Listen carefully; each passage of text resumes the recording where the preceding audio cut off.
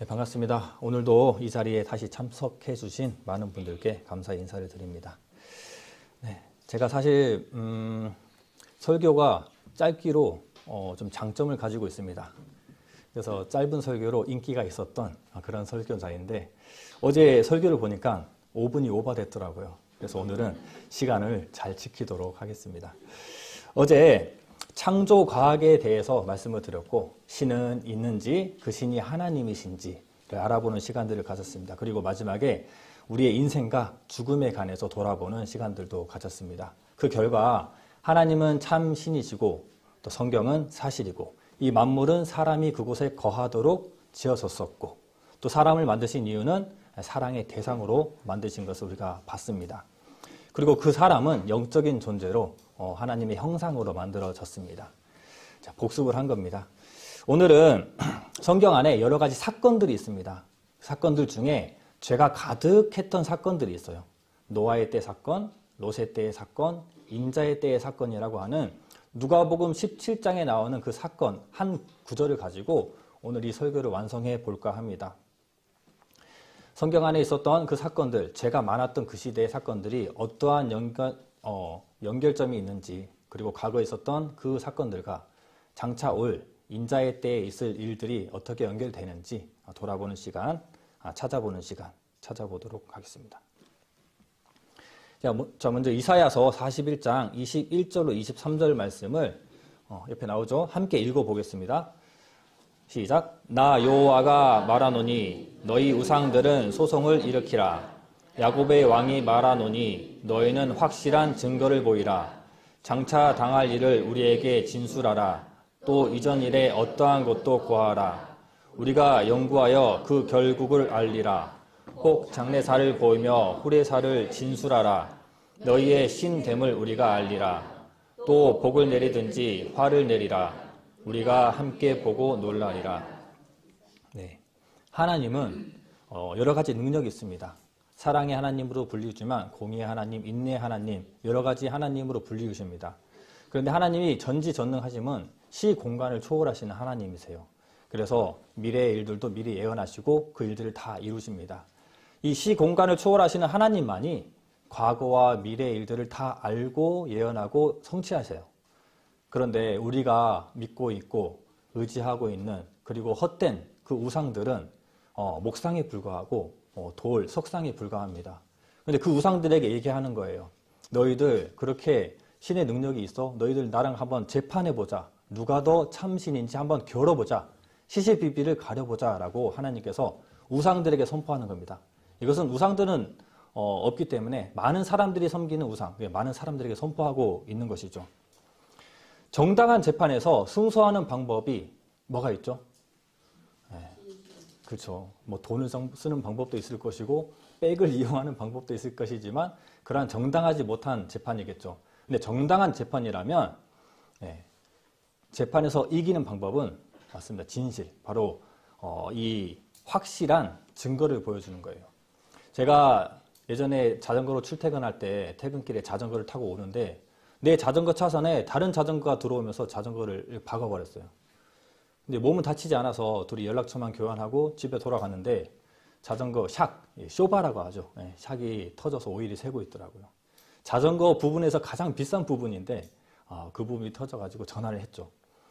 이렇게 됐다. 어떻게 하길 원하냐? 저 어떻게 해주실 것이냐? 했더니 자세가 바뀌시더라고요. 처음에 부딪혔을 때는 그분이 차선을 넘어왔으니까 미안하다라고 사과하더니 이거 어떻게 할 거냐? 이게 금전적인 문제가 물리니까 그거 나랑 박아서 된 것이 아닌 것 같다. 예전에 사고 난 거 지금 나보고 물어달라는 거 아니야? 라고 얘기하는 거예요.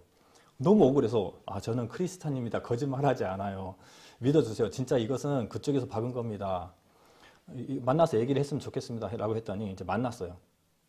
한 이틀 뒤에 날짜를 잡는데 그때까지 너무 마음이 불편하더라고요. 확실한 증거가 없잖아요. 뭐 카메라도 없고 회사 직원들 물어보니까 퇴근길에 찍은 그 CCTV도 없었어요. 불박도 없었고요. 그래서 와 이거 어떻게 해야 되냐 그냥 포기하고 가야 되나 하고 정비소 앞에서 만났는데 딱 이 샥이 터진 자리에 그 사람 자전거 검정 자전거, 제 자전거는 흰색과 빨간색이 섞여 있는 자전거인데 그 검정 자전거 볼트에 흰색과 빨간색 도색이 딱 묻어 있는 거예요. 이거 보세요. 이거 저랑 박아서 이렇게 된 거잖아요 하니까 바로 미안하다고 사과를 하더라고요. 이렇게 확실한 증거가 있으면은 이길 수 있습니다. 그렇다고 해서 제가 뭐 새로운 비싼 샥을 산 게 아니고 중고로 이제 적당히 서로 손해보지 않는 선에서 합의를 했어요. 마찬가지로 이 확실한 증거, 성경 안에 굉장히 많습니다.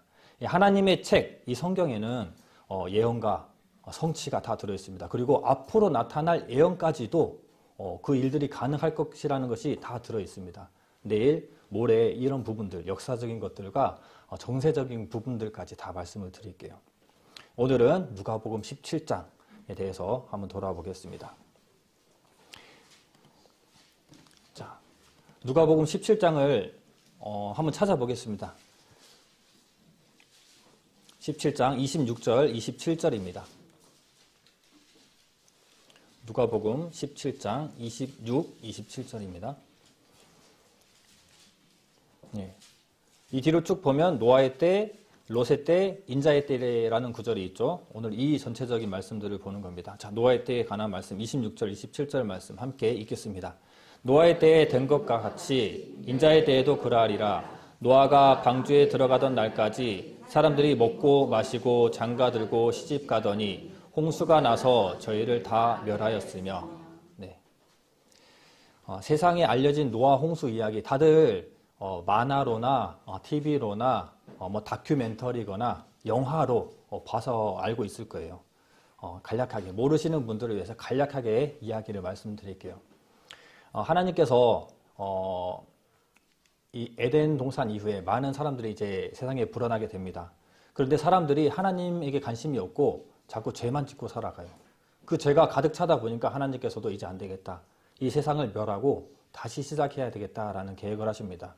그런데 다 멸할 수도 없잖아요. 그래서 노아라고 하는 의인을 그 가족과 남겨두고 다 멸하기로 계획하십니다. 그리고 노아에게 이르기를 배를 만들어라, 방주를 만들어라 하시죠. 그 방주에 노아의 가족 다 해서 8명이 타고 그 외에 그 인류들, 그 세상의 만물에 있는 기는 것과 뭐 나는 것과 이런 모든 육축들 한 쌍씩 배에 태웁니다. 그리고 비가 와요. 40일 동안. 40일 반나주로 비가 오고 기쁨의 샘들이 터집니다. 그리고 이 세상이 물로 가득 차버립니다. 그리고 나서 물이 물러가고 나중에는 다시 노아를 통해서 새 인류가 시작하고 다시는 물로 심판하지 않겠다라고 무지개를 보여주시는 그 내용이 바로 노아 홍수의 이야기입니다.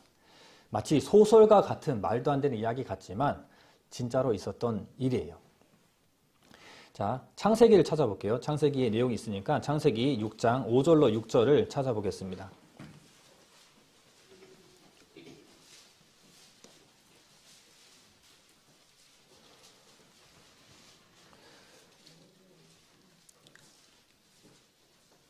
창세기 6장 5절로 6절까지 말씀 함께 읽겠습니다. 하나님께서 여호와께서 사람의 죄악이 세상에 관영함과 그 마음의 생각의 모든 계획이 항상 악한 뿐임을 보시고 땅 위에 사람을 지으심을 한탄하사 마음에 근심하시고. 네. 하나님께서는 쉽게 사람들을 심판하고 멸하시는 분이 아니에요.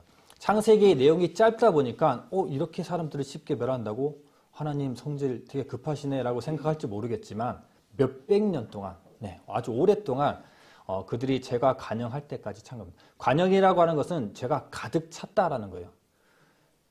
죄가 조금 있어서 그런 것이 아니라 가득 찼을 때까지 인내하셨다가 그 일들을 결정하신 겁니다.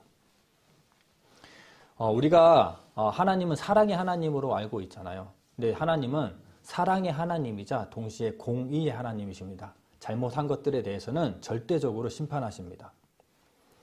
하지만 그 시대 7절에 보면은 유일하게 노아라는 사람이 나옵니다. 의인이에요. 당세의 완전한 자, 하나님과 동행한 자라고 소개하고 있는 의인입니다. 이 의인 노아를 통해서 인류를 다시 시작하시는데 모든 동물 암수 한 쌍씩 그리고 그의 가족들을 구원할 방주를 만들 계획을 하십니다. 자, 창세기 6장 13절도 함께 읽어볼게요. 하나님이 노아에게 이르시되 모든 혈육 있는 자의 강포가 땅에 그 끝날에 이 앞에 이르렀으니 내가 그들을 땅과 함께 멸하리라. 네. 아까 전에 누가복음에서 봤을 때는 그들의 죄가 어떤 거였죠? 먹고 마시고 시집하고 장가가고. 그게 과연 무슨 죄입니까? 라고 생각하실 거예요, 다들. 그렇죠. 그런데 그들의 실태는 이랬습니다. 폐괴하고, 앞구절에 보면 폐괴했다. 폐괴는 타락하고 부패했다라고 하는 겁니다. 그래서 강포했다. 강포는 사나움과 폭력적이라는 거예요. 그들이 폐괴하고 강포하고 악했고 죄짓기에 급급했고 모든 생각들이 죄밖에 없었어요. 악했습니다. 이때는 율법이 없었던 시기라고 로마서에 설명합니다.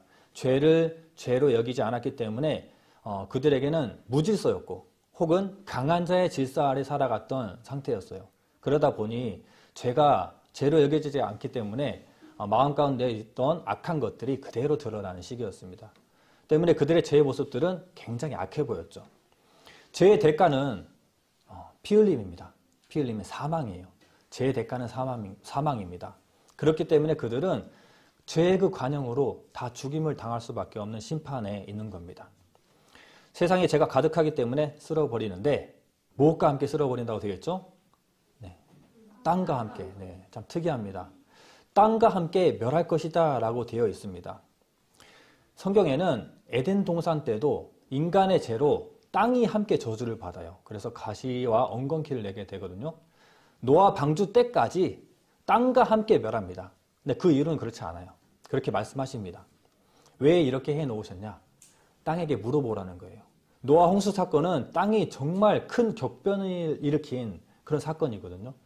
노아 홍수 때 있었던 사람들이 지금 없잖아요. 하지만 땅은 그때의 일을 겪었고 그대로 있습니다. 그래서 우리는 땅에게 물어볼 수 있는 거예요.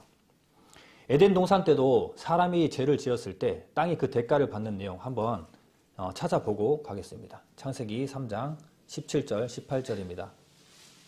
예, 찾아보세요. 제가 읽어드리겠습니다. 아담에게 이르시되 내가 내 아내의 말을 듣고 내가 너더러 먹지 말라 한 나무 실과를 먹었은즉 땅은 너로 인하여 저주를 받고 너는 종신토록 수고하여야 그 소산을 먹으리라. 땅이 내게 가시덤불과 엉겅퀴를 낼 것이라. 너의 먹을 것은 밭의 채소인즉. 네, 아담과 하와 이야기도 해드릴게요. 태초에 사람은 처음 만들어진 사람은 아담입니다. 사람이죠. 그리고 하와라는 여자와 함께 살아가게 됩니다. 근데 하나님께서는 이 두 사람에게 모든 것들을 다스리고 정복하고 번성하도록 하셨어요. 그런데 이들에게 한 가지 약속을 하십니다.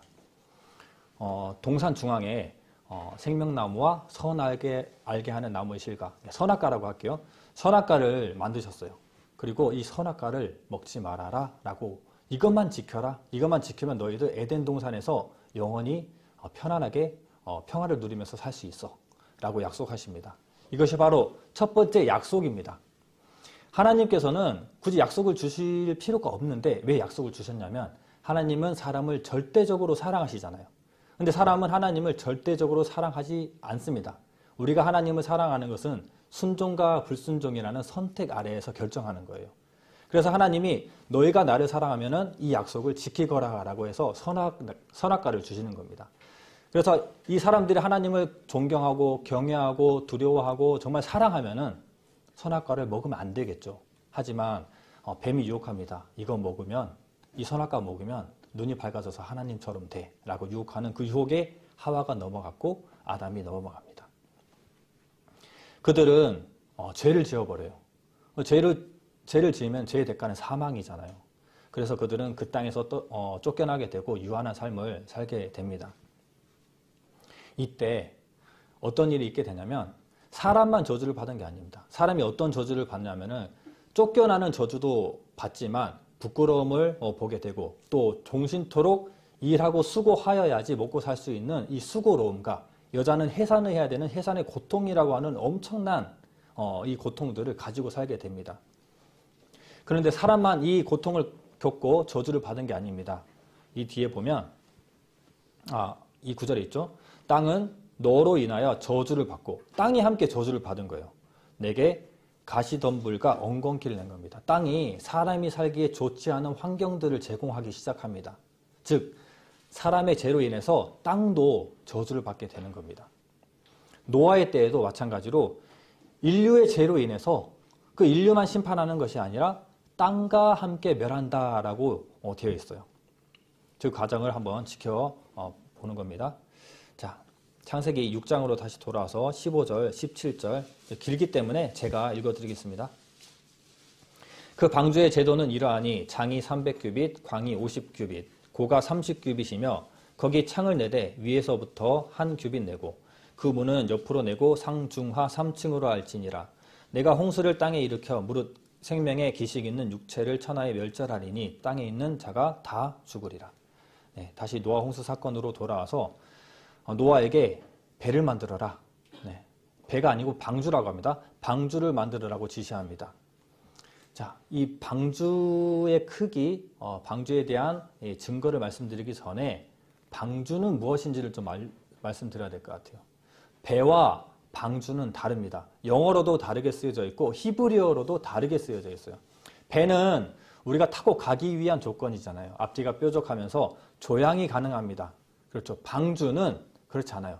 상자를 얘기합니다. 그래서 우리가 가고자 하는 방향으로 갈 수가 없고 그냥 흐르는 대로 갈 수밖에 없는 것이 바로 이 방주예요. 이 히브리어로 테바라는 단어를 사용하는데 영어로는 아크라고 하는 단어를 사용해요. 이것이 언제 쓰여지냐면은 성경에 딱 2번 쓰여지게 되는데 이 노아 방주라고 하는데 테바라는 게 쓰여지고 그리고 출애굽기 때 이 모세를 이 갈대 상자에다 띄울 때 그때 상자 그게 바로 테바라는 단어로 쓰여집니다. 즉 이 아이가 뭐 조향할 능력이 없잖아요. 하나님께 맡기는 거예요. 그러니까 이 배가 어떻게 갈지 이 상자가 어디로 갈지는 오직 하나님께 맡기는 겁니다. 마찬가지로 이 방주도 우리가 가고자 하는 방향 파도를 우리가 우리의 능력으로 피하고 이런 게 아니에요. 우리가 구원함을 얻기 위해서는 우리가 할 것은 아무것도 없다는 것을 이미 전에 있던 여러 사건들 속에서 보여주는 겁니다. 배를 만들어라는 게 아니에요. 방주예요. 그것은 우리의 능력 따위는 필요가 없다. 구원에는 오직 하나님의 능력만 필요하다는 것을 말해주고 있습니다. 자, 이제 천국으로 구원함을 받기 위해서는 우리가 할 행위가 아무도 없다는 것, 이것을 잘 기억하시기 바랍니다. 자, 성경에는 참 친절하게도 배의 사이즈를 말씀해주고 있습니다. 여기에 보면 장이 300, 광이 50, 고가 30인데 이렇게 길이로 환산하면 이 규빗은 이 손가락 끝에서 팔꿈치까지예요. 그래서 대략 45cm 정도 됩니다. 길이로 환산해 보면 지금 길이로 환산해 보면 135, 22.5, 13.5m. 상당히 큰 배죠. 당연히 사람만 타는 것이 아니라 모든 육축, 기는 것 나는 것 다 넣어야 되니까 같이 실어야 되니까 클 수밖에 없습니다. 어제도 말씀드렸지만 성경에는 정말 특별함이 있죠. 굳이 성경에 배의 사이즈를 적을 필요가 뭐가 있을까요? 사실이고 자신 있기 때문입니다. 이게 다른 경전이고 사실이 아니었다면 그냥 배를 만들어라 라고 해도 이게 조마조마할 건데 배의 사이즈를 적는 것은 이것은 정말 신이 아니면은 할 수 없는 일입니다. 그렇다면은 이 배 사이즈대로 방주를 만들어 보면 어떠한 결과가 나올지 궁금하겠죠. 그래서 많은 사람들이 그 궁금증을 가지고 그 방주를 만들어 봅니다. 실제로 이 사이즈대로 만들어진 배가 있어요. 영국의 SS 브리튼호라고 세계 최초의 대형 철선입니다. 길이가 96m, 1843년에 진수했습니다. 진수했다는 것은 물에 처음 띄운 것을 얘기해요. 잘 사용하고 지금은 잘 전시되어 있습니다. 그만큼 튼튼하고 안전한 배였다라고 하는 겁니다. 어떻게 3,500년 전에 기록된 어제 사본으로 봤을 때 지금부터 2,400년 전에 확인되는 2024년이겠죠? 그 정도 전에 확인되는 그 배가 어떻게 배의 역할을 할 수 있을까요? 참 신기하죠. 그런데 우리나라에서는 더합니다. 이 방주를 50분의 1로 만들어서 테스트를 해봐요. 과연 이 방주가 배에서 얼마나 제대로 그 역할을 하고 강하고 튼튼하고 좋은지 만들어서 테스트해 봅니다. 그래서 방주의 모형을 만들어서 파랑 안정성, 복원 안정성, 구조적인 안정성들을 체크해요. 그래서 파랑 안정성은 뭐냐면 내향성, 파도에 이게 회전하지 않는 겁니다. 그리고 파도에서 전복되지 않는 것이 바로 복원의 안정성. 그리고 구조적인 안정성이 바로 파도에 의해서 파손되지 말아야 되겠죠. 이 세 가지를 체크를 하는데 여기에 나온 아까 그 크기, 배의 비율이 10대 1.7대 1이라는 이 비율이 물에 떠있기에 가장 안전한 구조라고 결론이 나왔어요. 영상을 하나 보고 설명드리겠습니다. 가장 큰 걸림돌. 영상이요? 방주 자체에 대한 궁금증이다. 과연 나무로 만든 방주가 지구 대격변으로부터 안전했을까? 실제로 실험을 해봤다. 1992년 한국해양연구원에서 방주의 안정성을 실험한 것이다. 선박의 안전에 가장 중요한 3가지 요건, 구조적 안정성, 복원성, 내향성을 테스트했는데 결론은 성경에 기록된 방주의 비율 10대 1.7대 1이 가장 안전한 값이라는 것이었다. 이 방주는 30m 쓰나미에도 안전하다는 결과가 나왔다. 이 결과는 당시 매스컴에 발표되기도 했다. 4,500년 전, 그 옛날에 가장 안전한 방주의 규격을 어떻게 알았을까? 우리가 알 수 있는 사실은 이 숫자가 창조주 하나님으로부터 나왔다는 것뿐이다. 네, 실제로 이 프로젝트에 참여한 그 테스트했던 직원들이 이 연구를 하고 이 비율에 굉장히 놀랬다고 합니다. 그리고 그 중에 몇 사람들은 강연을 다니세요. 그 중에 한 사람이 바로 인하대학교 조선해양공학과 교수 이경호 교수님입니다. 유튜브로 찾아보면 그분의 강연을 들을 수가 있습니다. 이 완벽한 비율의 방주를 주신 분은 바로 하나님이세요. 성경은 사실입니다. 다시 이야기로 이어가 볼게요. 노아는 이 완벽한 방주를 만들고 그의 아내, 그의 아들 셈, 함, 야벳과 그의 며느리들 총 8명이죠. 8명을 배에 타고 시르라고 한 모든 새와 육축 기는 것 암수 한 상씩 방주에 태웁니다. 그리고 그 말했던 심판의 비가 오게 됩니다. 창세기 7장 11절 12절 함께 읽겠습니다. 노아 600세 되던 해 2월 곧 그달 17일이라 그날에 기쁨의 샘이 터지며 하늘의 창들이 열려 40주야를 비가 땅에 쏟아졌더라. 네. 하늘의 창이 열려서 40일간 비가 왔습니다. 높은 산들, 지금의 높은 산과 다른 개념이지만 높은 산들이 다 덮이는 일반적인 많은 비가 아닙니다. 모든 것들이 다 죽고 멸할 정도로 많은 비가 왔고 동시에 기품의 샘들이 터져서 사람들이 진짜 도망가기도 육축들이 도망가기도 어려울 정도로 이 엄청난 대재앙이 일어난 거예요. 이 구절을 보고 있으면 이제 의문이 하나 생기죠. 뭐야 600세? 600세 정말 궁금하죠. 어떻게 600세가 되지? 실제로 성경에 보면은 900세가 넘고 거의 1000살에 가까운 인물들이 초반에 많이 나옵니다. 그리고 비가 어떻게 40일 밤낮으로 올 수가 있는가라는 2가지 의문이 생겨요. 이 2가지 의문을 좀 짚고 넘어갈게요. 성경에 보면은 창조 때 여기 이 구절에 보시면 이 하늘의 창들이 열린다라고 하는 것에 답이 있습니다. 창조 때 궁창을 설명드려야 되는데 자, 창조 때 어떻게 궁창이 만들어졌냐면 창세기는 제가 읽어드리겠습니다. 하나님이 궁창을 만드사 궁창 아래의 물과 궁창 위의 물로 나뉘게 하시매 그대로 되니라. 하나님이 궁창을 하늘이라 칭하시니. 이 말 그대로 해석한다면은 궁창은 하늘이거든요. 하늘 위의 물과 하늘 아래의 물로 나누었다고 합니다. 그렇다면 하늘 위에 물층이 있다면은 정말 단순하게 받아들인다면 이 물층이 하는 역할을 과학자들이 분석해 보니까 사람이 늙고 병드는 좋지 않은 광선들, 감마선, 엑스선, 자외선 이런 좋지 않은 광선들을 이 물층이 차단해 준다고 합니다. 그래서 인간이 오래 살 수 있는 이 자연의 조건을 만들 수가 있다고 해요.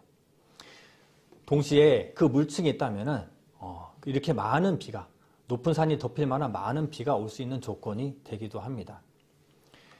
그리고 물층이 있다면은 지구를 감싸고 있기 때문에 대기가 굉장히 골고루 기온이 일정합니다.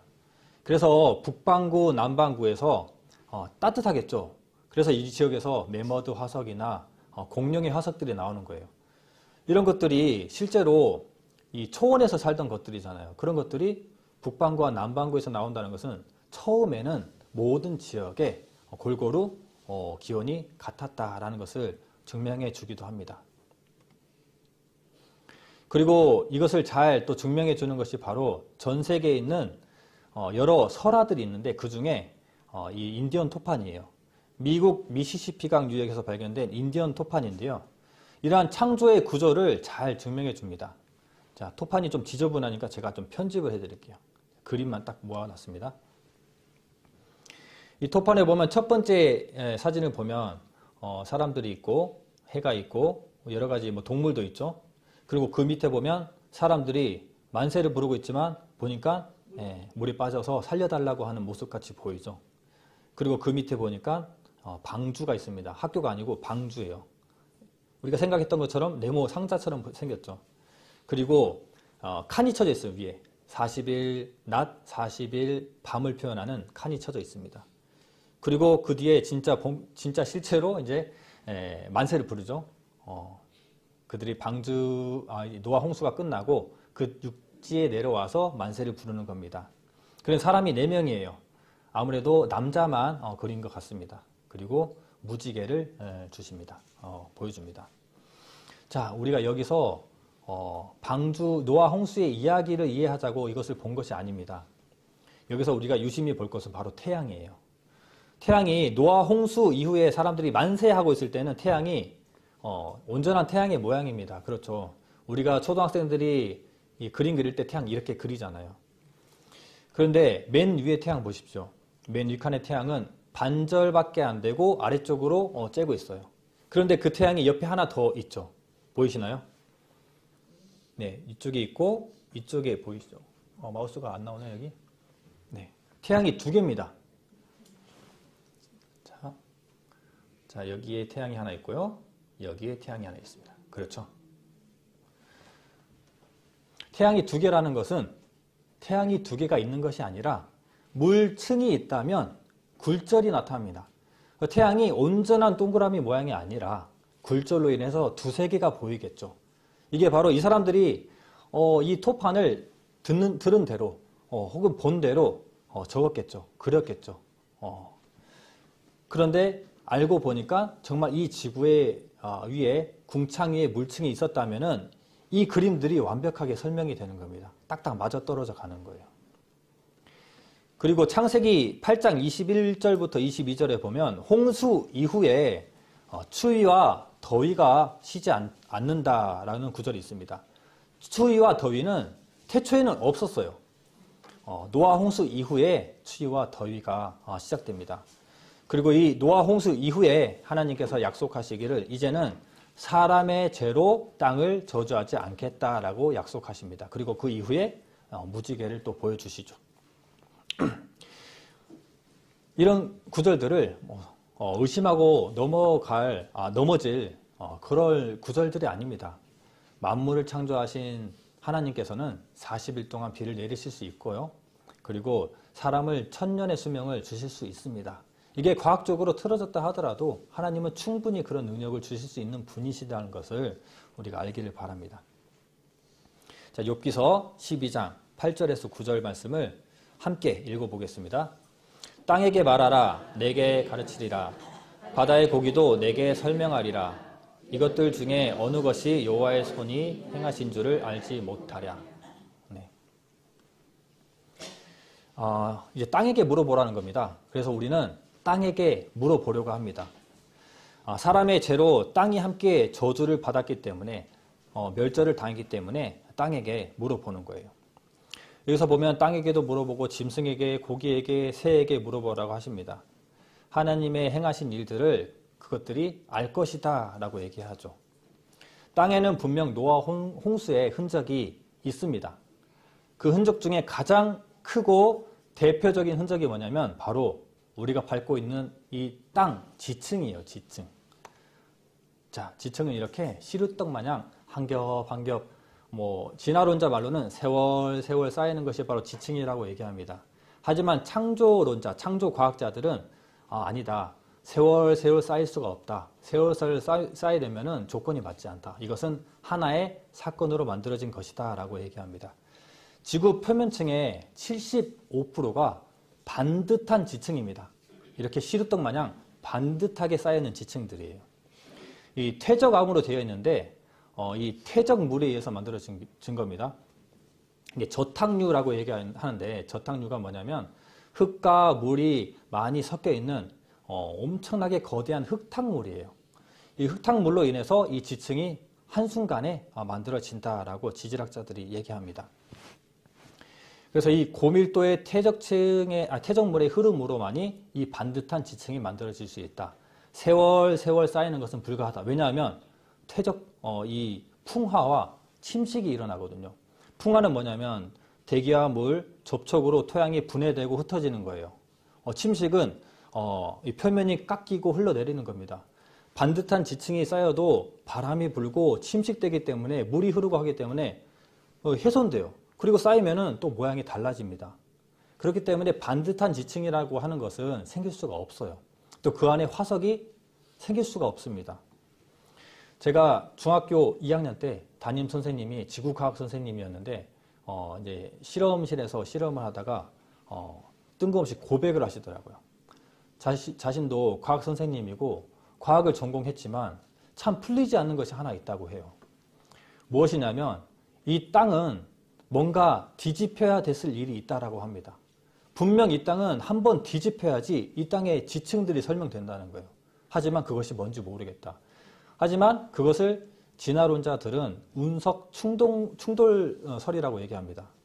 운석이 날아와서 지구를 크게 강타해서 이제 지구가 한번 땅이 물과 함께 섞여서 덮인 흔적이 있고, 그리고 남은 이 운석 덩어리가 지구 주변을 도는 달이 되었다라고 하는 충돌설이 있습니다.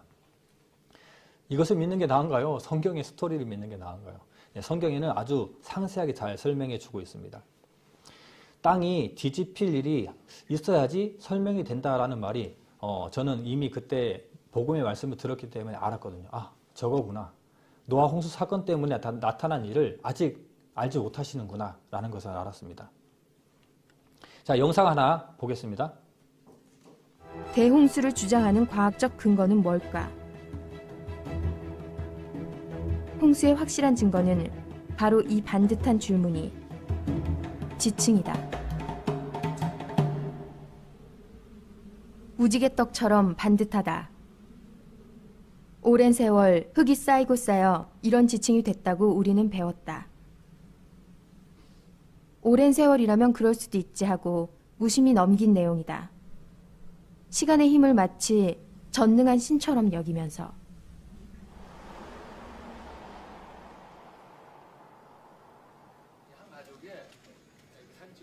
그런데 이상하다. 이렇게 길고 두꺼운 지층이 생기는 장구한 세월 동안 부분적으로 퇴적됐거나 침식됐던 흔적이 없다. 긴 지층은 수백 킬로미터나 이어지는데 흐트러짐도 없이 반듯하다. 수억 년 동안 부분적인 침식이 전혀 없었다는 말인데, 대기의 흐름이 전혀 없는 우주 행성에서나 가능할 법하다. 동일 과정설은 파고들수록 상식보다는 믿음이 필요한 것 같다. 이와 반대로 격변설은 빨리 쌓이는 과정에서 지층이 형성된다고 한다. 다양한 크기의 흙을 낙하하는 실험이다. 신기하게도 비슷한 흙길이 모여 층을 이루고 있다. 크기 순으로 뿌린 것도 아닌데 구르는 패턴이 비슷한 흙길이 쌓여 이렇게 반복된 층을 만든 거다.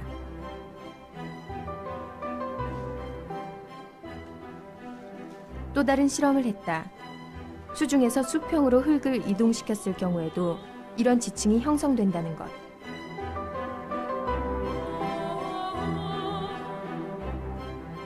두 실험의 결론은 지층이 형성되려면 다양한 흙들이 다량으로 몰려와야 한다는 거다.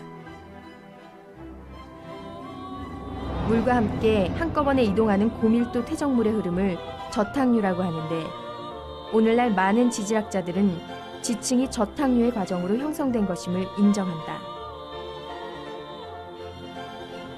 저탁류는 지진이나 쓰나미, 산사태 등 자연재해로 생기는데 그랜드 캐니언 지층 역시 저탁류로 만들어졌다.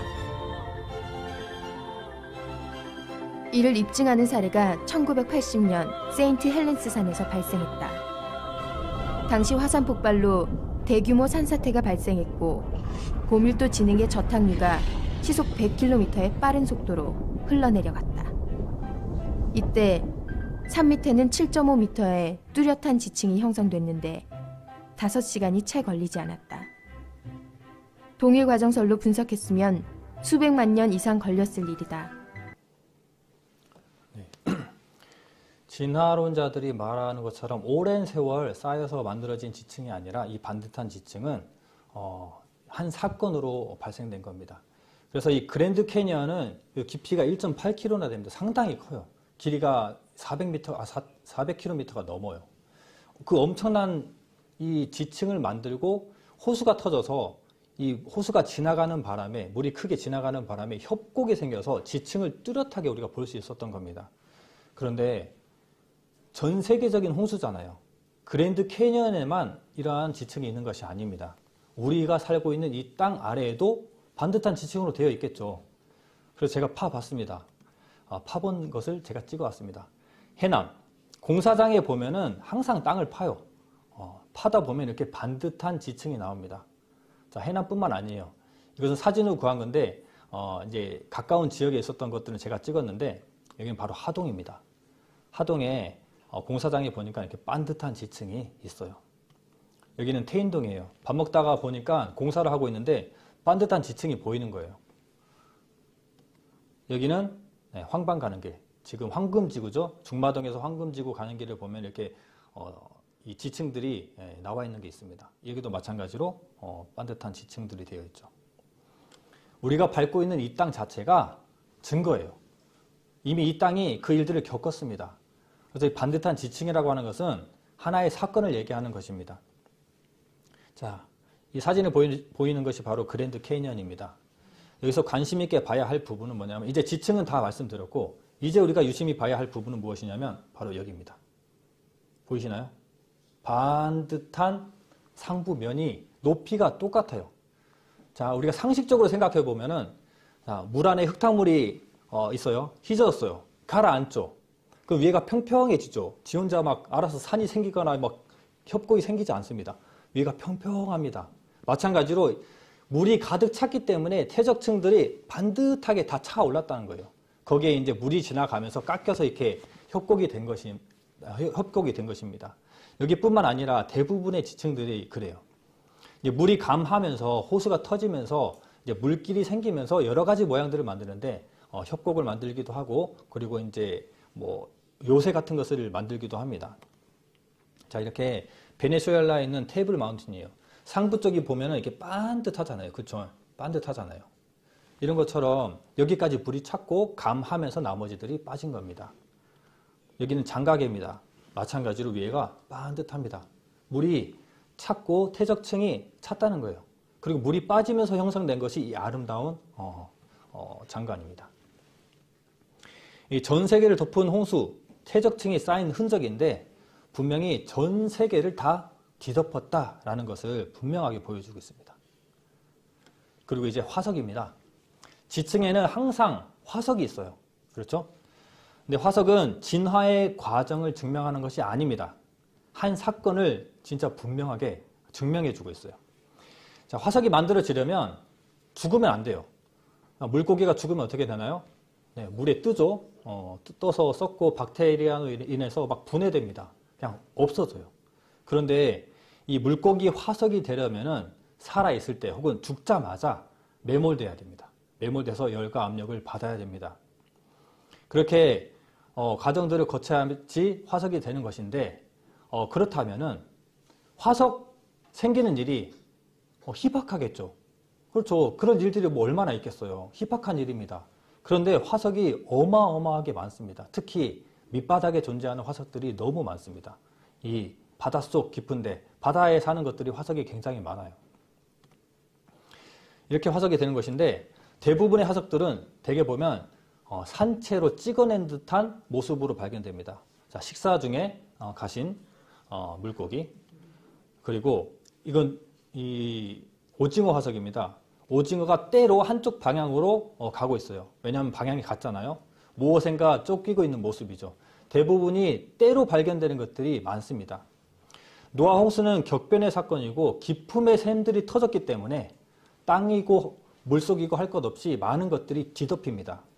땅과 물이 대량으로 뒤집히는 사건이기 때문에 많은 것들이 화석이 될 수가 있는 거예요. 그리고 조개 화석은, 조개는 죽으면 어떻게 되나요? 입을 벌리죠. 그런데 조개 화석의 대부분은 다 입을 닫고 있습니다. 무언가 큰 사건을 다 같이 말해주고 있어요, 우리에게. 자, 이것이 뭐냐면 진화론자들이 말하고 있는 지질 개통표입니다. 우리는 이렇게 단세포에서 다세포로, 그리고 해양 무척추 동물에서 어류, 건축류, 양서류, 그리고 육지 동물들, 그리고 맨 마지막에 사람으로 이렇게 진화했다고 배웁니다. 그런데 여기서 보면은 한 가지 특이점이 보이죠. 무엇이냐면 아래쪽에 있는 것들, 진화가 덜 된 것들은 다 밑에 살고 있는 것들입니다. 바닷속 밑에, 가장 우리가 사는 지역에서, 위치에서 가장 밑에 살고 있는 것들이 해양 무척추 동물들, 그렇죠? 그리고 그 위에 살고 있는 것들이 어류들, 그리고 그 위에 기어다니는 것들이 곤충류, 그리고 척추가 있고 활발하게 다니는 육지 동물들. 이것을 보면 지질 개통표라고 하는 그 진화의 과정이 단순하게 보면은 살고 있는 위치를 얘기해주고 있어요. 한 사건이라면은 그들이 한 번에 덮였다면은 그들이 살고 있는 순서로 메모되었겠죠. 이것은 진화의 순서를 말해주는 것이 아니라 살고 있는 곳에서 그대로 매몰된 사건을 얘기합니다. 좀 더 자세히 설명드리겠습니다. 자, 화석이 발견된 위치는 시대가 아닌 매몰 위치를 말할 뿐입니다. 진화가 아닌 살고 있는 위치라는 거예요. 자, 해양 무척추 동물은 바닷속에서 가장 많이 발견됩니다. 조개, 이런 것들이거든요. 이게 우리가 발견되는 화석 중에 95%입니다. 그러니까 웬만한 화석은 다 이것들이에요. 그 중에 그나마 이제 5% 있는 것들이 뭐냐면 바다 식물들입니다. 조금 더 위쪽에 존재하니까. 그리고 정말 희박하지만 조금씩 나오는 것들이 바로 물고기와 곤충이에요. 0.25%. 굉장히 적습니다. 아까 우리가 물고기 화석을 보여드렸지만 그렇게 자주 나오는 것들이 아닙니다. 그 중에서 육지 동물들은 훨씬 적습니다. 0.0025%. 육지 동물, 척추 동물, 사람 거의 없습니다. 찾기 힘들어요. 공룡 화석도 발견되지만 완전체로 발견되는 것들이 없어요. 그래서 이것저것 더해서 모양을 만들기도 해요. 그리고 실제로 우리가 사람으로 진화했다, 원숭이에서 사람으로 진화되었다라고 하는 오스트랄로피테쿠스도 여러분들이 찾아보시면 분명히 알게 되겠지만 3km 떨어진 데에서 다리와 몸통을 발견해서 조합한 이 조작입니다. 주작이에요. 근데 그것을 직립보행했던 최초의 사람이다라고 얘기하고 있습니다. 뿐만 아니고 다른 것들도 마찬가지입니다. 다른 네안데르탈인 이것저것 다 전부 다 보면은 조합된 것들이 너무 많고 혹은 구루병에 있는 사람의 것을 가지고 온 것도 있습니다. 그리고 중요한 것은 몇 개 되지 않아요. 그러니까 우리가 배우는 진화론은 흠이 너무 많습니다. 정말 치명적인 흠은 무엇이냐면 중간 화석이 없어요. 중간 화석으로 몇 개를 내세우는데 그 몇 가지는 그럴싸해 보이지만 절대 답이 될 수 없습니다. 지층에 존재하는 화석들과 지금 살아가는 완전체들이 동일합니다. 자, 우리가 생각할 때 원숭이와 사람으로 진화했다면은 그 애매한 것, 그 사이에 애매한 것들이 지금 존재해야 되는데 없잖아요. 그리고 그 동물과 또 양서류, 양서류와 물고기 그 사이에 애매한 것들이 없어요. 그런데 지층에서도 완전체로만 발견되는데 지금도 완전체로만 있는데 어떻게 진화됐다라고 설명을 하고 그것을 우리가 받아들일 수가 있는 거죠? 너무 이해가 되지 않습니다. 자, 창세기 1장 25절에 보면 하나님께서 진화되도록 만든 것이 아니라 물론 자연에 의해서 좀 선택되고 살아남는 개체들이 있긴 하지만 하나님께서는 분명히 그 짐승들을 종류대로 모든 것들을 각 종류대로 만드셨다라고 말하고 있습니다. 시편 104편 6절로 8절 말씀을 함께 읽어보겠습니다. 옷으로 덮음같이 땅을 바다로 덮으심에 물이 산들 위에서 떠니 주의 견책을 인하여 도망하며 주의 우레소리를 인하여 빨리 가서 주의 정하신 처소에 이르렀고 산은 오르고 골짜기는 내려갔나이다. 네. 땅을 물로 덮고 그 이후에 산은 오르고 골짜기가 내려가는 과정으로 지금의 높은 산들이 있고 지금의 바다가 있는 겁니다. 너무 이상한 말을 하고 있는 것처럼 들리시죠? 근데 이 원리대로라면 이 땅의 모든 것들이 설명됩니다. 자, 그 많은 물들이 다 찼을 때 이제 물이 어디론가 가야 돼요. 그렇죠? 어디로 갔을까요? 그게 바로 땅이 이동하면서 부딪혀서 산이 되고 이 골짜기가 생겨서 해구가 되고 이런 겁니다. 그래서 이 높은 산에 지층이 있는 겁니다. 자, 지층과 화석은 높은 산에서도 발견됩니다. 왜냐하면 지층이 형성되고 땅이 이제 산이 오르고 골짜기가 내려갔기 때문이에요. 자, 이 사진을 보면은 에베레스트산 8,000m 상부의 해저 지층, 반듯한 지층 보이시죠? 해저 지층과 조개 화석, 퇴적층이 발견됩니다. 안데스 산맥에도 조개 화석이 발견되는데 산맥에 조개 화석이 있다는 것은 격변의 증거죠. 자, 어떤 과정이냐면 물로 덮인 땅에 퇴적층이 형성되고요. 그리고 산이 오르고 골짜기가 내려가면서 물이 감하게 됩니다. 그래서 육지가 드러나고 우리가 살 수 있는 이 터전들이 생기는 거예요. 이 산에는 그래서 이 반듯한 지층들이 존재하고 조개 화석들도 있는 겁니다. 자, 히말라야 산맥, 샌드위치, 그 위에 이 퇴적층이 있는 것이 너무 이상해서 하는 얘기입니다. 자, 이 노아 홍수라면 이런 사건들이 이해가 되겠죠. 그래서 단층이라는 것이 존재해요. 지층이 형성되고 서로 부딪히면 단층이 부서지겠죠, 층이. 그래서 단층, 부딪히면 역단층, 멀리 가면 정단층이라고 학교에서 배웁니다. 단층이 형성이 됩니다. 그런데 지층이 굳었을 때 부딪히면 단층으로 끊어지지만 지층이 채 마르기 전에 부딪히면 습곡이 됩니다. 이런 습곡을 어떻게 설명할 거예요? 이렇게 쌓였을까요? 결코 그렇지 않죠. 지층이 형성되고 이 대륙끼리 부딪히는 이런 일들로 인해서 산맥이 이루어집니다. 이 지구 땅 자체가 그렇게 생겼어요. 다 조합하면 한 덩어리인 거 아시죠?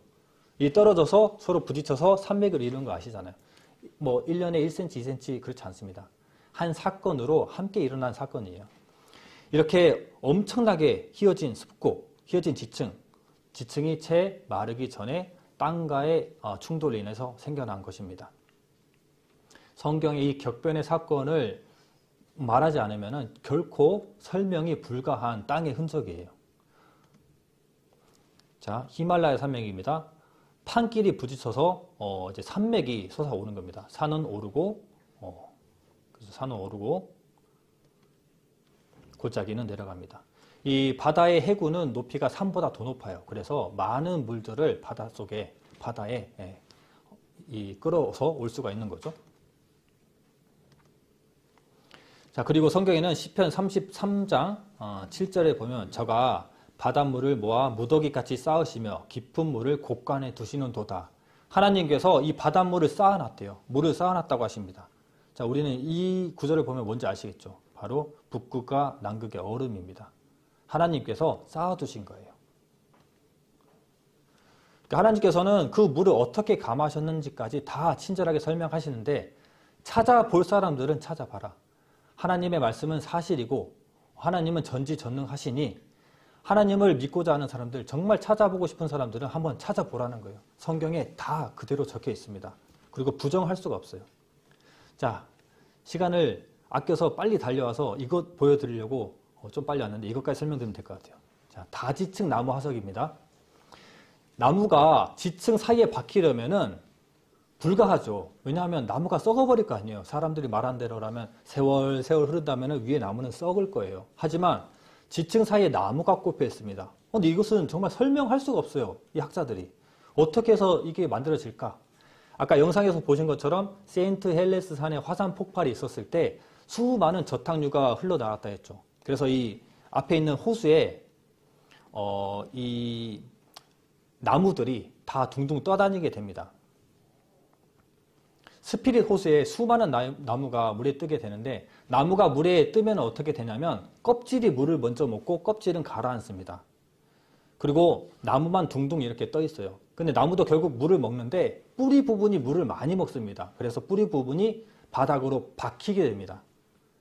이때 이 나무 껍질들 위에 이제 흙이 쌓이면은 이게 석탄이 되는 거예요.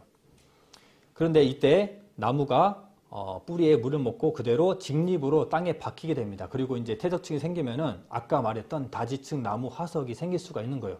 즉 사건으로 생길 수 있는 것이지 세월로 설명할 수 없는 것이다 라는 것이 다지층 나무 화석입니다. 자, 노아의 홍수로만 이것이 바로 설명이 된다는 거예요. 이것이 뭐 한두 개가 있는 것이 아니라 전 세계적으로 곳곳에 있습니다. 때문에 전 세계적인 사건으로만 설명이 되는 것이 바로 다지층 나무 화석입니다. 자, 이 정도면 이제 진화론자들이 말하는 그들의 동일 가정설, 진화론 이런 것들이 틀렸다는 것을 아시겠죠. 노아 홍수대로 했더니 땅이 상식적으로 이해가 되잖아요. 그렇죠. 자, 그리고 그래 이제 결정적으로 배가 어디 있는데? 라고 물어보시겠죠. 마음속으로. 자, 창세기 8장 4절. 창세기 찾고 있으니까 같이 보겠습니다. 창세기 8장 4절을 찾겠습니다.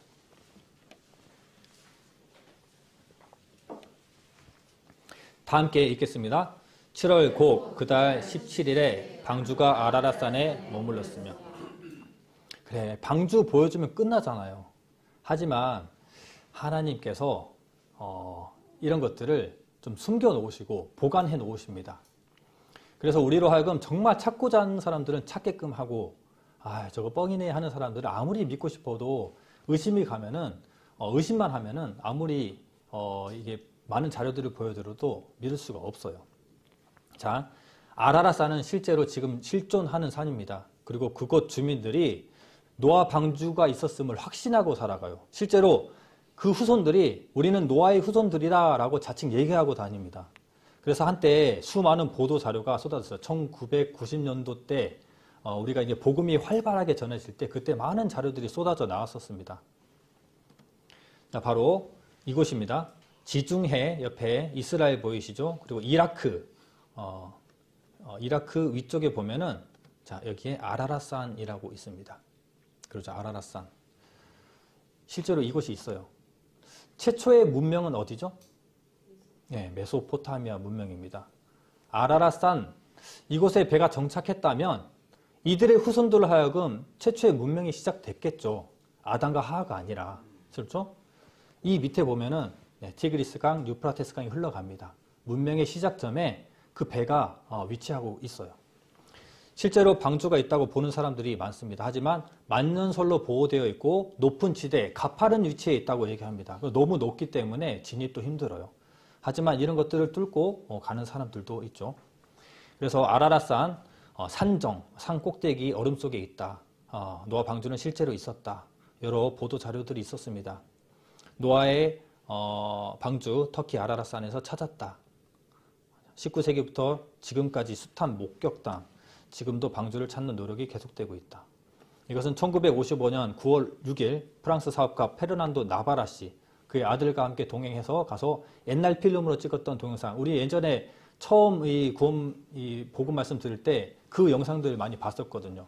나무를 발견하고 샘플을 채취하는 그런 영상들 봤었습니다. 실제로 목격담들, 여기에 관련된 연구 자료들이 이렇게도 많습니다. 관심 없으면 보지 않아요. 그나마 가장 최근에 그곳을 탐방하고 영상을 찍고 사진을 찍어왔던 자료가 2010년도 자료입니다. 홍콩, 터키, 중국 연합의 15명 탐험대가 그곳에 가서 탐사를 했어요. 그래서 7개의 공간을 확인하고 사진과 영상을 찍어왔습니다. 이 사람들이에요. 실제로 그들이 갔을 때 7개의 공간을 확인합니다. 이렇게 계단이 있고요. 집인지 배인지 모르지만 계단도 있고 구조물도 있고 이런 공간들이 있고요. 무엇을 맬 수 있는 이러한 구조물들이 있고요. 이 안에서 찍은 그 사진들입니다. 인터넷 찾아보시면 영상으로 많으니까 다들 궁금하면 찾아보시기 바랍니다. 중요한 것은 무엇이냐면 선반이나 의자 모든 구조물들이 고정되어 있다는 거예요. 그래서 집이 아니고 육상 구조물이 아니라 해상 구조물이구나 라는 것을 알 수가 있었답니다. 이렇게 찾아보면 어마어마한 양의 하나님 살아계심과 성경 사실이라는 것을 알 수가 있습니다. 믿고자 하면 믿을 수밖에 없는 것이고 증거가 넘쳐나지만 믿고자 하는 마음이 없으면 아무리 보여줘도 믿을 수가 없어요. 제가 다녔던 영남신학대학교 이제 교수님이 이런 말을 하시더라고요.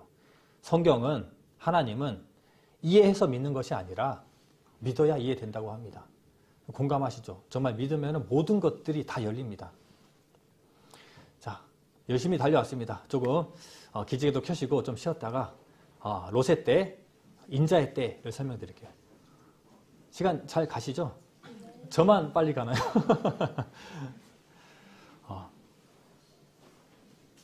자, 박수 한번 칠까요? 박수 3번 시작! 박수 5번 시작! 네, 감사합니다. 야, 졸리시면 커피도 한 잔 타 드시고 사탕도 드시면서 절대 졸면 안 됩니다. 주무시면 절대 안 되고요. 조는 것까지는 제가 이렇게 봐드릴 수 있지만 주무시면 안 됩니다. 지난번 전도 집회 때 또 오시는 분들 중에는 진짜 그냥 주무시는 분들이 있더라고요. 주무시면은 말씀을 전하는 저도 힘이 빠지지만 듣는 사람들에게 정말 유익이 없습니다. 이왕 온 거 피할 수 없으니까 꼭 눈을 번쩍 뜨고 지켜보시기 바랍니다. 지금 혹시 추우시나요? 그래요? 저 지금 히터가 하나 켜져 있는 거죠. 네. 잘 조절해 주십시오. 자, 다음은 롯의 때를 지나가서 이제 노아의 때를 지나가서 이제 롯의 때입니다. 노아의 때는 물로 심판을 받았지만 롯의 때에는 무엇으로 심판을 받죠? 네, 불로 심판을 받습니다. 누가복음 17장 28, 29절. 지금 창세기에 있으니까 이것은 제가 읽어드리겠습니다.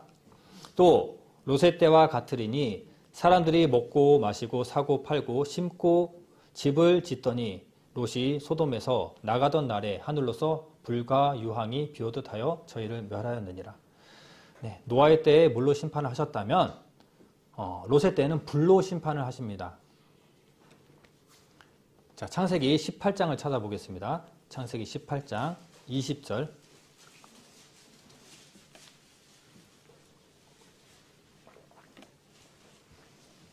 창세기 18장 20절 말씀 함께 읽겠습니다.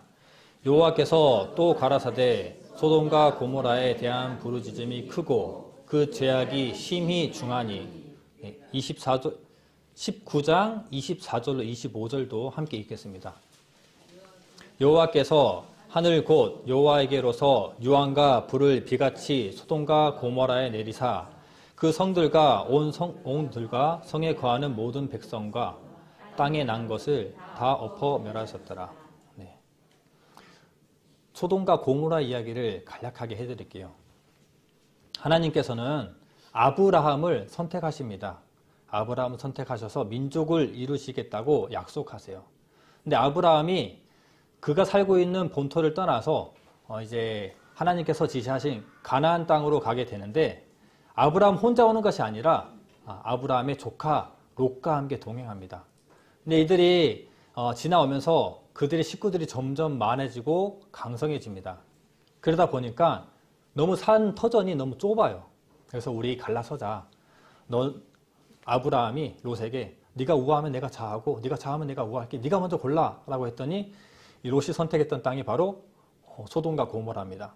롯이 보기에는 에덴 동산 같고 정말 이 젖과 꿀이 흐르는 좋은 땅 같아서 그 땅을 선택했어요. 그런데 소돔과 고모라는 그렇게 부유했던 그만큼 죄악이 굉장히 심했던 곳입니다. 그래서 소돔이라고 하는 것은 남색하다는 뜻입니다. 남색은 남자끼리 관계하는 거예요. 그래서 동성애를 얘기합니다. 동성애했던 소돔과 고모라 땅입니다. 그런데 이 소돔과 고모라의 이 악하고 죄가 많은 이 도시에 하나님께서 심판을 결정하십니다. 그래서 불로 심판하시겠다라고 하시는데 그때의 의로운 자는 롯이잖아요. 롯까지 멸망할 수가 없었습니다. 그래서 롯을 구원해 와야 되기 때문에 롯의 집에 두 천사를 보냅니다. 근데 두 천사를 보냈는데 그곳 사람들이 어떻게 반응하냐면 되게 멋진 사람 둘이 왔어요. 그래서 사람들이 다 그 집으로 몰려갑니다. 방금 들어간 사람 나오라고 해라. 방금 들어가서 나오라고 해. 왜 그러냐 했더니 우리가 상간하겠다. 성관계를 하겠다는 거예요. 그 강간하겠다는 겁니다. 그만큼 소돔과 고모라는 정말 이상한 문화 그리고 굉장히 죄악이 가득해서 정말 도가 넘어버린 선 넘어버린 그런 사람들이죠. 그만큼 소돔과 고모라는 죄악이 관영했던 곳입니다.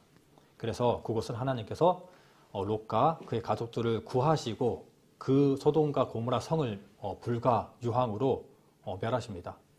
자, 불과 유황으로 멸하셨다면 당연히 그곳에도 땅에 흔적이 남아있겠죠. 소돔과 고모라라고 하는 지명까지 알려졌으니 그곳에 가보면 알겠네요. 그래서 이렇게 찾아가 봅니다. 이스라엘에 보면은 사해라는 곳이 있습니다.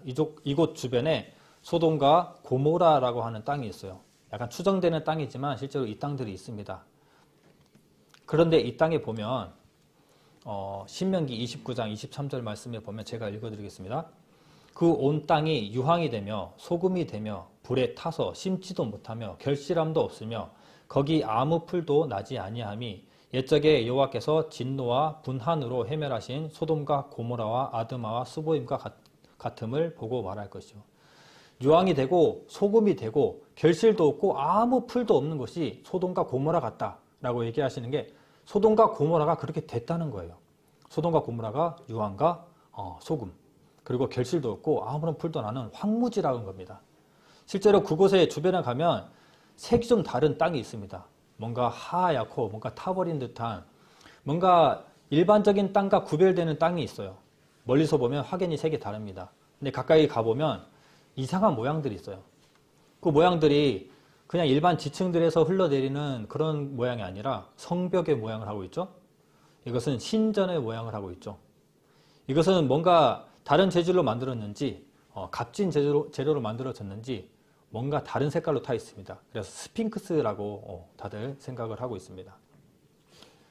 그리고 이렇게 성문의 모양도 있고 또 창문의 모양도 있고 그런데 보니까 이렇게 뭔가 높은 고온으로 휘몰아친 열의 흔적들이 있습니다. 그래서 이 바닥에 있는 이 흙들을 집어서 성분 분석을 해보니까 애쉬, 재입니다. 재, 타다 남은 재라는 거예요. 탄산칼슘, 황산칼슘, CaCO3, CaSO4죠. 석회암이 유황에 타면은 생기는 그리고 석회암이 타면은 생기는 애쉬 성분입니다. 이 땅이 다 타버렸다는 거예요. 타서 재가 남아있는 겁니다. 그 온 땅이 유황이 되고 소금이 된다. 그 땅 온 천지에 보면 이상한 흔적들이 있습니다. 그 유황볼들이 그냥 무조건 다 타진 않거든요. 왜냐하면 우리가 불이 나기 위해서는 산소가 필요하고요. 탈물질이 필요합니다. 가연물질이 필요하죠. 그런데 산소가 차단되면 타다가 남습니다. 그래서 유황볼이 불이 타다가 안에 유황을 남기고 산소가 차단되니까 남게 돼요. 그래서 그곳에 가면 유황볼들이 굉장히 많습니다. 그리고 사해 바다 참 독특하죠. 염도가 이제 일반 바다의 10배입니다. 유황과 소금 이것은 하나님께서 심판하신 소돔과 고모라의 흔적이기도 합니다. 자, 영상 하나 보겠습니다. 그렇습니다. 이런 것이 수백만 개 있다는 것은 하나님이 불과 유황을 이 도시에 비처럼 내렸다는 것을 보여주는 것입니다. 사전에서 유황을 찾아보면 그것이 황이라고 적혀 있습니다. 밤에 이 유황 한쪽을 불을 붙여보니 곧 황 냄새를 풍기며 예쁜 파란 불꽃이 생겨납니다. 강한 황 냄새가 진동하고 그 연기가 어떻게 지독한지 바로 앞에서는 숨을 쉴 수가 없었습니다.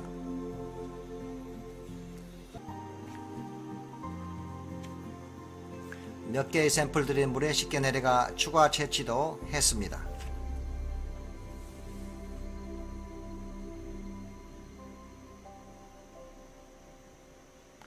이 유황은 결정체로서 고온으로 태우거나 요리할 때 생기는 하얀색 황입니다. 지구 열애 때문에 특정 지역에서 발생하는 자연황과는 전혀 다른 것입니다. 샘플의 분석을 위해 실험실에 가져갔습니다. 각 시료들은 바깥 부분은 제거하고 조심스럽게 분리하여 실험 준비를 했습니다. 그런 다음 샘플을 건조시켜 돌 분쇄기 안에 넣습니다. 그리고 디스크판 위에 놓고 압력을 가한 다음 기계에 넣어 엑스레이로 일종의 정량 분석을 했습니다. 놀라운 결과가 나왔습니다. 순도 98% 황이었습니다. 이런 황은 지구상 어디서도 찾아볼 수 없습니다. 하나님의 명령에 의해 죄악이 팽배한 도시를 심판한 사실을 의심의 여지 없이 이 세상에 보여주기에 하늘이 남겨놓은 표시가 바로 이 순도 높고 불에 탄 황입니다. 어떤 이는 화산 폭발에 의한 황이라고 비판하지만 화산 폭발의 황은 롬빅 타임으로 순도 40%밖에 안 되며 결정체 모양도 서로가 확연히 다른 것입니다. 네. 이 땅에서 나올 수 있는 황은, 화산 폭발로 나올 수 있는 황은 40%밖에 되지 않아요. 그런데 98%, 거의 100%에 가까운 황이 내려왔다는 것은 이것은 신이 준 황이겠죠. 자, 무엇보다 이 두 사건으로 우리가 알아야 되는 것은 무엇이냐면 하나님은 죄를 싫어하신다는 거예요. 그리고 하나님께서는 오래 참으신다는 겁니다. 방주가 만들어지는데 120년 동안 만들어집니다. 죄가 관영해서 결정했지만 그들이 돌이킬 수 있고 방주에 함께 탈 수 있는 기회가 120년이라는 시간이 있었어요. 하지만 그들은 하나님을 찾지 않았습니다. 오히려 노아 방주를 만드는 노아를 비난하고 욕하고 놀렸습니다. 소돔 땅에도 롯이 이 땅을 멸망하지 말아 주십시오. 의인이 10명만 있으면 멸하지 않겠다라고 하나님께 약속하시는데 의인 10명이 없어요. 그만큼 하나님께서는 오래 참으시고 인내하십니다. 그것을 사람들이 견디지 못하고 여전히 하나님을 찾지 못하는 것뿐입니다. 언제나 회개할 기회와 피할 길을 주십니다. 마지막 때에도 마찬가지입니다. 회개하고 돌이켜서 하나님을 믿을 것인가 말 것인가는 본인의 선택입니다.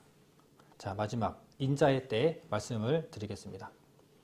성경에는 노아의 때, 롯의 때 이후에 인자의 때를 설명하시는데 인자의 때가 무엇이냐면 인자는 이미 오셨어요. 예수님께서는 오셨습니다. 그리고 승천하시고 후에 다시 재림하시겠다 하셨습니다. 재림하시는 그때가 바로 인자의 때입니다. 주님이 다시 오실 때 어떤 일이 있을 것인지 미리 말씀해 주고 있습니다. 우리는 성경을 통해서 예언과 성취, 일어난 일에 대한 성취를 보면서 하나님을 믿고 성경이 사실이라는 것을 받아들이지만 앞으로 어떤 일이 일어날까에 대해서도 궁금하지 않습니까? 실제로 그때 사람들도 인자의 때 어떤 일이 있을 것인지 예수님께 물어보는 내용이 있습니다. 마태복음 24장 3절을 찾아보겠습니다. 마지막 때의 징조가 마태복음 24장에 많이 들어있기 때문에 마태복음 24장 찾아보겠습니다.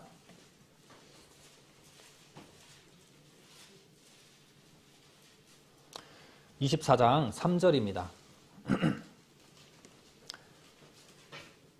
다 함께 읽겠습니다. 예수께서 감난산 위에 앉으셨을 때 제자들이 종령이 와서 가로되 우리에게 이르소서 어느 때에 이런 일이 있겠사오며 또 주의 임하심과 세상 끝에는 무슨 징조가 있겠사오리까. 네. 마지막 날에는, 마지막 때에는 인자가 오실 때는 어떤 일이 있겠습니까? 라고 제자들이 물어봅니다. 친절히 또 예수님께서는 하나하나 설명해 주세요. 자, 먼저는 거짓 그리스도입니다. 4절에서 5절 말씀 보면 예수께서 대답하여 가라사대 너희가 사람의 미혹을 받지 않도록 주의하라. 많은 사람이 내 이름으로 와서 이르되 나는 그리스도라 하여 많은 사람을 미혹해 하리라. 종교가 점점점 무너집니다. 부흥했지만 점점 무너지면서 어떠한 것들이 부흥하게 되냐면은 종교 사이비들이 이제 부흥을 하기 시작해요. 거짓 예수, 거짓 그리스도, 사이비 이런 집단들이 번성하게 되는데 다른 나라 볼 필요도 없이 우리나라만 보아도 통일교, 하나님의 교회, 영생교, 신천지, JMS 많잖아요. 하나하나 짚어드리면 통일교의 문선명 스스로 메시아라고 선언했습니다. 죽었어요. 그리고 하나님의 교회 안상호 본인이 재림 예수라고 얘기했습니다. 그냥 죽었습니다. 일반 사람들처럼. 영생교회 조희성 본인이 하나님이다 라고 얘기했습니다. 심장마비로 죽었습니다. 신천지 이만희 본인이 성령 하나님이라고 해요. 지금 약간 치매가 아닌가 왔다 갔다 하더라고요. 곧 죽을 겁니다. 그리고 JMS 정명석 이 땅에서도 심판을 받았지만 아무튼 이 사람도 본인이 메시아라고 얘기했어요. 그런데 이런 집단에 성도들이 엄청 많은 거 아시죠? 광주에 가보면은 신천지 이 건물이 있는데 와 차로 달려도 끝이 안 나요. 얼마나 건물이 큰지. 체육관보다 더 큽니다. 그런데 거기에 사람들이 다 빠져가지고 정말 불쌍한 사람들이에요. 이렇게 교회에 교주가 있으면 절대 가면 안 됩니다. 그것은 하나님이 말하는 그게 아니에요. 메시아가 아닙니다. 절대. 우리는 예수 그리스도만 전할 뿐이지 스스로 신적인 능력을 가질 수 없습니다. 사람이. 이렇게 우리나라만 해도 사이비가 이렇게 넘쳐나고 그들은 여전히 이제 마지막 때이기 때문에 부흥하게 됩니다. 그 집단에 속한 사람의 인원수가 정말 많아요. 해외는 볼 것도 없겠죠. 그리고 마지막 때 전쟁을 말씀하십니다. 난리와 난리 소문을 듣겠으나 너희는 삼가 두려워 말라. 이런 일이 있어야 하되 끝은 아직 아니니라. 민족이 민족을 나라가 나라를 대적하여 일어나겠고 처처의 기근과 지진이 있으리니. 전쟁과 전쟁의 소문. 현 시대에 전쟁, 분쟁, 내전 엄청 많잖아요. 그렇죠. 한 재작년까지 한 5년 전만 해도 별로 공감이 되지 않았던 말씀인데 정말 많은 전쟁들이 일어나고 있습니다. 그리고 엄청나게 심각한 갈등 사이에 들어가 있는 나라들이 많이 있어요. 지금 우크라이나, 러시아 전쟁 아직도 끝나지 않았습니다. 하마스, 후티, 헤즈볼라 이 배후가 이란이잖아요. 그 이란과 이스라엘의 전쟁도 지금 너무 활발합니다. 이 두 나라의 전쟁 같지만 알고 보면 정세가 있어서 서로 편이 다 연결되어 있는 거 아시죠? 이 전쟁들이 이제 더 큰 전쟁, 3차 세계대전을 일으키지 않을까라는 다들 그 불안감에 살아가고 있습니다. 재작년에 9월 아제르바이잔과 아르메니아 영토 분쟁 때문에 10만 명의 난민이 생겼습니다. 수단, 내전, 에티오피아 분쟁 엄청 많아요. 심지어 우리나라도 안심할 수 있는 나라가 아닙니다. 북한과 갈등 사이에 있잖아요. 중국과 대만 이런 많은 갈등 관계에 있는 나라들이 한 번에 일어난다면은 전 세계적인 전쟁이 됩니다. 1차 세계대전, 2차 세계대전도 독일군과 영국 연합 싸움 같지만 전 세계적인 싸움이었다는 것을 다시 아실 거예요. 전 세계가 다 그렇지는 않았지만 이렇게 다 엮여 있습니다. 자, 지금 전쟁을 보면 전 세계 평화 지수가 10년째 연속 하락하고 있습니다. 현 분쟁의 수준이 2차 세계대전 이후에 최고치라고 합니다. 정말 조마조마한 시대에 살고 있어요. 자, 그 다음 처처의 기근과 지진이 있다라고 말씀하셨습니다. 예전에도 그랬지만 지금도 이런 빈부차, 양극화 때문에 가난한 사람들은 여전히 가난하고 부유한 사람들은 여전히 더 부유해지는, 그리고 가난한 나라들이 많습니다. 전쟁과 나라의 문제로 생겨나는 난민들도 다 가난한 사람들이죠. 굶주림에 시달리고 있습니다. 자, 지진. 규모 6에서 8 사이의 지진이 21세기에 급증하고 있는 그래프입니다. 이상하게도 이 지질학자들이 21세기에 왜 이렇게 강한 지진들이 많이 발생하지? 너무 이상해도 이상하다라는 결론을 내립니다. 그리고 온역입니다.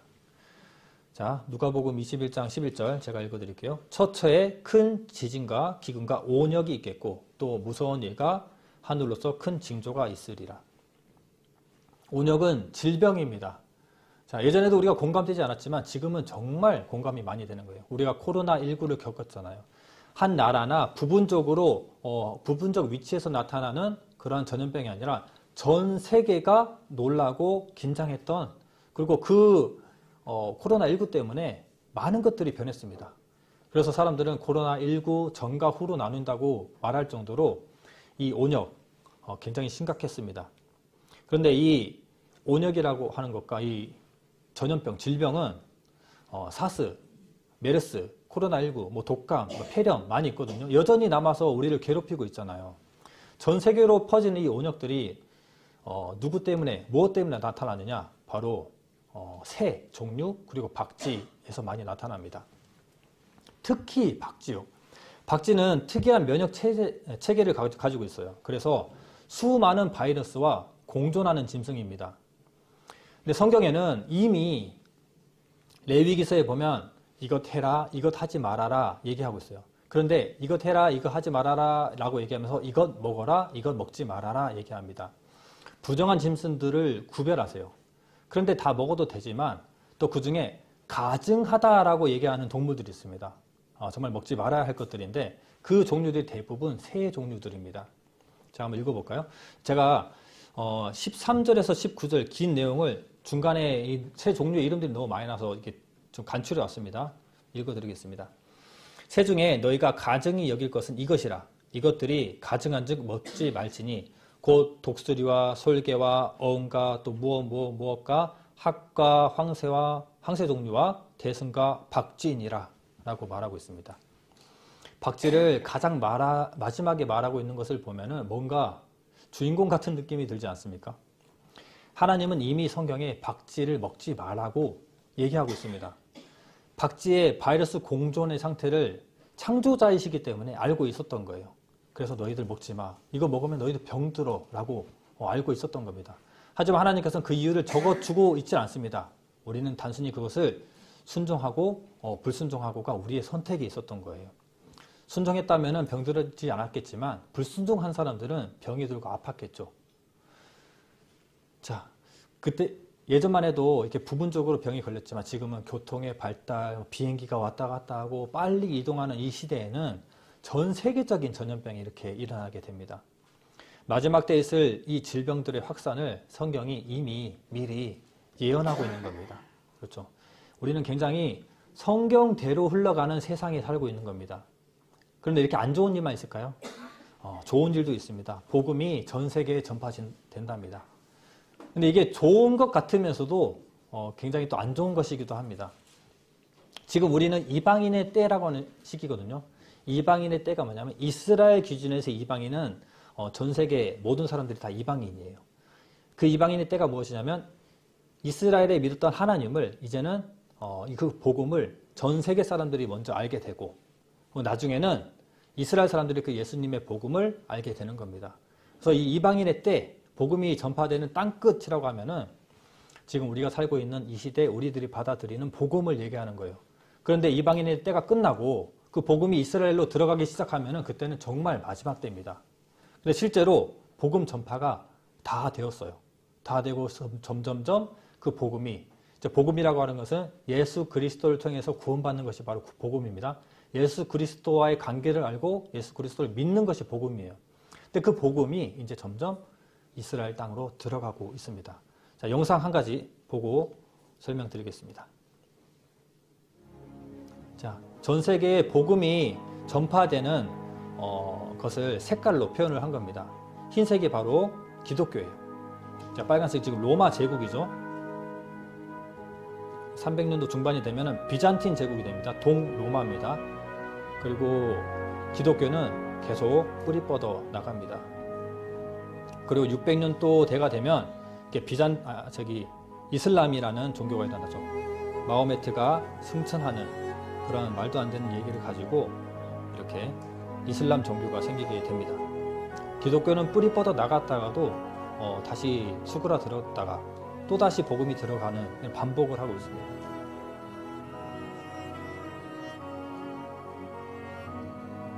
자, 보라색은 몽골입니다. 징기스칸.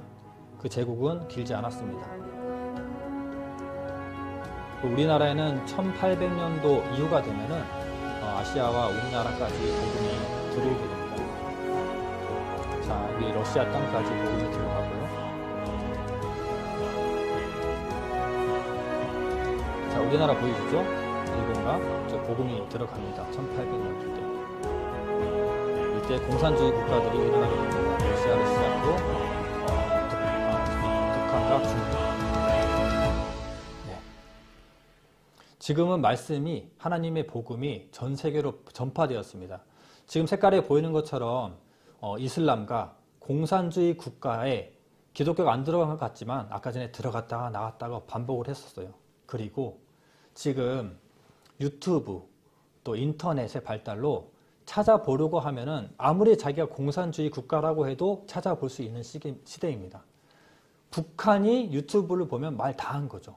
북한이 유튜브를 통해서 복음의 말씀을 듣기도 하고 남한의 진리를 듣기도 합니다. 그래서 북한의 정권이 다음 세대가 없다는 거예요. 그래서 김정은의 행동들이 예의주시되는 겁니다. 이렇게 말씀대로 주님이 올 수 있는 모든 상황들이 갖춰진 시대입니다. 그래서 많은 사람들이 말세다, 마지막 때다 라고 얘기하는 거예요. 그래서 믿는 자들은 깨어 있어야 되고 잠자는 자들은 일어나야 됩니다. 깨어나야 됩니다. 처음 말씀을 접하시는 분들은 꼭 천국 가는 복음의 말씀을 듣고 진리를 알아야 됩니다. 이번 기회에. 자, 사람들이 먹고 마시고 시집가고 장가가고 심고 집을 지었다. 이런 구절 지금 시대의 우리들에게 경고하는 말입니다. 저게 무슨 경고가 될까 싶지만 자, 결론적으로 노아의 때, 롯의 때의 죄는 폐괴하고 강포하고 동성애하고 우리가 보기에 너무 악해 보여서 그 죄가 공감이 안 돼요. 오히려 혀를 찹니다. 죽을만 했구나 라고 생각을 합니다. 그런데 신약에서는 그것을 어떻게 얘기하냐면 먹고 마시고 시집가고 장가갔다. 집을 지었다 라고 얘기합니다. 오히려 누구나 다 하는 것으로 가볍게 여겨집니다. 그런데 이것들은 같은 겁니다. 이 두 가지는 다르지 않아요. 이 두 가지의 공통점이 무엇이냐면 마음에 하나님 없이 살아간다는 것입니다. 다른 것에만 관심이 있지 하나님에게 관심이 없는 그 시대를 신약의 관점에서는 먹고 마시고 시집가고 장가가고 뭐 이것 사고 저것 사고 집 사고 집 짓고 이것으로 얘기했고 그때 당시에 법이 없는 그들에게는 정말 마음에서 나오는 그 행동들을 그대로 죄악으로 발설되는 바로 사람 죽이고 때리고 빼앗고 동성애하고 이런 것들입니다. 그래서 차이점이라고 본다면 율법, 법의 질서 아래 죄를 억누르고 살아가느냐 그 질서 안에 살아가느냐 아니면 법 없이 폐괴하고 강포, 동성애를 죄를 마음껏 표출하고 살아가느냐 법이 있고 없고의 차이일 뿐입니다. 우리에게 법이 없다면 율법이 없고 이 나라의 법이 없다면 우리도 뺏고 악한 짓을 행합니다. 실제로 난민들이 그 나라의 통치를 받지 못했을 때 그들의 질서가 무너지는 것들이 있어요. 뭔가 이 물건들을 주었을 때 서로 뺏어서 많이 가져가려고 하는 질서 없는 행동들을 보거든요. 그것처럼 무언가의 질서 아래, 법 아래, 율법 아래 살지 않으면 우리 마음 가운데 나타나는 하나님 없는 것들이 죄악으로 드러난다는 거예요. 악한 죄악으로. 그래서 지금 우리는 마음 가운데 하나님이 있는지 없는지, 하나님을 찾고자 하는지 그렇지 않은지를 점검해 봐야 됩니다. 마음 가운데 하나님이 없다면, 하나님을 찾고자 하는 마음이 없다면 노아의 때, 롯의 때 악했던 사람들과 일반입니다. 자, 하나님이 관심이 없다면, 하나님에게 관심이 없이 살아간다면 멸망의 길로 가고 있는 거예요. 이번 전도 집회를 통해서 그 멸망의 길에서 구별되기를 간절히 바랍니다. 그리고 내일 역사에 관해서 말씀을 드릴 텐데요. 이스라엘 역사, 이스라엘 나라가 나중에 이렇게 될 것이다, 저렇게 될 것이다, 강해질 것이다, 안전해질 것이다 이러한 예언들이 이루어집니다. 그런데 이스라엘이 독립하고 나라가 생긴 지 얼마 되지 않았습니다. 그 과정들을 얼마나 성경이 역사에 대해서 예언을 하고 그것을 성취하고 있는지 역사를 통해서 우리가 부정할 수 없는 역사입니다. 이 역사를 통해서 하나님 살아계심과 성경이 사실이라는 것을 증거 드릴 겁니다. 반드시 나오시기를 바랍니다.